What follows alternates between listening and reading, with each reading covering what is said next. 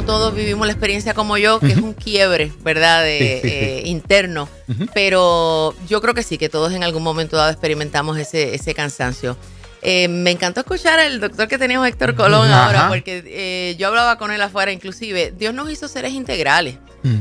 A veces no hablamos tanto de otras partes de nuestro ser, pero somos seres integrales, complejos, profundos, interesantísimos por demás. Y a veces comenzamos a trabajar fuerte con nuestras metas, ¿verdad? Utilizando los talentos y los dones que Dios nos ha dado, pero no nos cuidamos. No nos cuidamos. Y Dios nos da la responsabilidad también de nosotros cuidarnos mientras cuidamos a otros o mientras caminamos junto a otros. Claro. Así que en el ministerio, amados, puede ser un poco difícil esto de detenernos o de tener pausas para cuidarnos, porque es posible que en algún momento hayamos entendido que para vivir para Dios hay que darlo todo y quemarnos en el camino. Y no necesariamente ese fue el llamado del Señor cuando nos llama a ser discípulos, ¿verdad? Y proclamar su nombre. Definitivamente hay una responsabilidad personal que tenemos de cuidarnos, y en el proceso estamos exaltándolo también. Por algo Dios separó un día de descanso en el cual nosotros como seres humanos reconocemos no somos Dios. Necesitamos pausar y vamos a tener la disciplina de detenernos para exaltarle. Ahora tenemos un reto bien particular. Este mundo camina bien aprisa. De hecho, no camina, corre. Claro. Todas las esferas de la vida. Y eso no nos exime a nosotros los creyentes en los ámbitos laborales nuestros. Vamos a la carrera y la pauta de nuestro ritmo la va a determinar las exigencias externas, los números, lo que se espera de mí. Aún yo como autora, luego de vivir lo que he vivido, empiezan las presiones. ¿Cuánto estás publicando al día, a la semana? ¿Perdiste tantos seguidores? ¿Tienes que hacer tanto para...?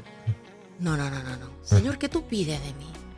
Y trabajar desde el descanso. Nosotros lo hacemos al revés. Nos matamos trabajando y entonces me merezco un buen descanso. Y cuando vamos al modelo bíblico, vivimos, amamos y servimos desde el descanso. Yo me imagino que por como está hablando, tiene alguna experiencia. Definitivamente. ¿Cuándo fue el momento que usted decidió hacer una pausa? ¿Cómo fue esa historia? Porque esto tiene que tener su historia para llegar a este punto. Cuéntenos un poquito. Me hubiera encantado poder sentarme y decir, la verdad es que estoy evaluando estas cosas, debo detenerme. No lo hice así y mi cuerpo me pasó factura. Estaba trabajando a todo tren, como decimos nosotros en la pastoral juvenil. Un regalo de Dios poder trabajar a tiempo completo en algo que te apasiona y que entendiste que Dios te capacitó para eso y que la iglesia paga tu salario en eso porque entiende que Dios te llamó y te está apoyando para que hagas el trabajo. Y amados, las cosas estaban saliendo bien, había resultados. Yo no paraba, eso sí. Mi pastor titular me advertía, Dorita, vas muy rápido. Mi esposo me decía, Dorita, nunca paras. Colegas en el ministerio, estamos asustados por ti. Pero cuando las cosas están funcionando bien y hay unas necesidades profundas internas que yo desconocía, sigo trabajando para servir al Señor y a la vez suplir unas necesidades que en ese momento yo no conocía. A tu pregunta, Esteban David, un día comienzo a experimentar síntomas físicos. Y pasé un susto bien grande y pensé que estaba sufriendo un accidente cerebrovascular. Eso me llevó a hacer una batería de pruebas con los médicos y el resultado arrojó que yo no tenía nada. Nada que físicamente el doctor pudiera decir esto es lo que te pasó. Así que ahí él me hace unas preguntas que abren una puerta a aspectos que yo no había pensado. Y era cómo yo estaba, cuál era mi estilo de vida. Así que me preguntó a qué me dedicaba, cuál era mi estilo de vida, mis horarios de trabajo. Y había cosas que yo no podía contestar de una manera clara. Mis horas de salida se habían desdibujado. Cuando yo entraba a trabajar, cuando yo salía, en la pastoral hay muchas emergencias continuamente. Me sentía mal diciendo que no. Así que decía que sí todo el tiempo. Entonces comenzó un tren de vida donde ya después se me hizo difícil detenerme. Solo me detuve gracias a que el cuerpo gritó y no me permitió continuar. Ya no tenía las mismas energías, las mismas fuerzas. Tuve que atender qué es lo que está pasando y posteriormente tuve una situación más aguda que requirió que yo recibiera servicios en una institución de salud mental como parte de una hospitalización parcial. Y ese, que fue el momento más difícil de mi vida, se convirtió en un gran regalo porque entonces pude detenerme. A mí se me prendió un spotlight en esas líneas tuyas hablando con una autora y escritora. Como que prendieron spotlight en una palabra que dijiste y al mismo tiempo como que se levantó una bandera. Necesidades personales. Y lo pusiste como algún tipo de combustible o dínamo que te llevaba a tener ese ritmo de trabajo que llevaba. Correcto. ¿De qué se trata eso? Correcto. Yo no sabía en ese entonces que muy profundo en mí había una necesidad de afirmación y que desde mi niñez yo había ligado el servicio con la afirmación. Así que decir que no a la causa de Cristo no solamente era fallarle a Dios, era no recibir la afirmación. Porque en algún lugar de la historia, y en un futuro podemos hablar más de eso, la Dorita niña recibió el mensaje: qué buena eres. Nunca dices que no. Todo lo que se te pide lo haces. Y cuando eso se graba ahí, y lo dejamos en un archivo guardadito porque tenemos que crecer. Nos casamos, tenemos hijos, hay que trabajar, hay que hacer muchas cosas y esas vivencias se quedan en un archivo ahí hasta que un evento como el que yo viví abre todos esos archivos y por eso les dije que fue el momento más difícil de mi vida y a la vez un gran regalo porque por fin me detuve y algo especial sucedió. Ahorita hablábamos, es que me fascinó la sección con el doctor Colón. Ahorita hablábamos, lo escuchábamos hablar y me pasó algo maravilloso. En esa institución un equipo multidisciplinario me ayudó. Yo no le pregunté a ninguno de ellos si era creyente, pero yo era una hija de Dios y Dios me llevó allí. A mí me tomó por sorpresa la necesidad que me llevó a esa institución. A Dios no le tomó por sorpresa. Y allí en aquel lugar, un equipo multidisciplinario me comenzó a hacer preguntas, me escuchó y yo comencé a recibir terapias individuales y grupales. Y estando en esas terapias, era como si el Espíritu me alertara y me permitiera entender: Dorita, en aquella instancia, en aquella edad, tú compraste esta mentira. Dorita, en aquel evento, cuando eras adolescente, se marcó en ti lo siguiente. Y por eso estás exigiendo esto o pidiendo esto o entregándote sin límite. Así que ocurrió una obra maravillosa de sanidad y restauración.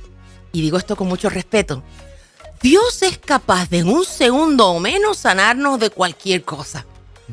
A Él le plació, en mi caso y en el de muchos, sanarme por medio de un proceso y utilizar no solamente pastores, sino un equipo multidisciplinario de otras disciplinas científicas también. Qué interesante. Y esto te llevó entonces a alertar a muchas personas a través de tus escritos. Háblame un poco de eso. Bien interesante. Yo escribo desde niña, siempre pensé que era un pasatiempo.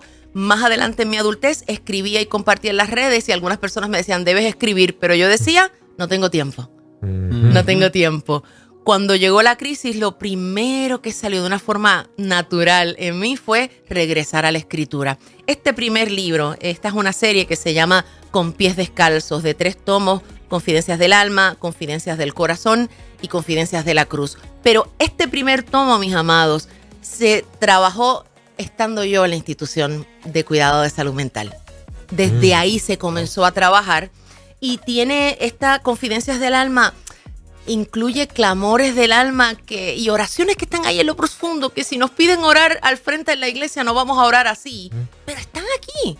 Y a veces no hablamos de esta manera, pues por respeto, por temor de ofender, pero son oraciones que las tenemos ahí en el corazón. No sé si me da la oportunidad de leer algunas de ellas, pero la idea era que ocurrió dentro de mi proceso de sanidad, de restauración y de liberación.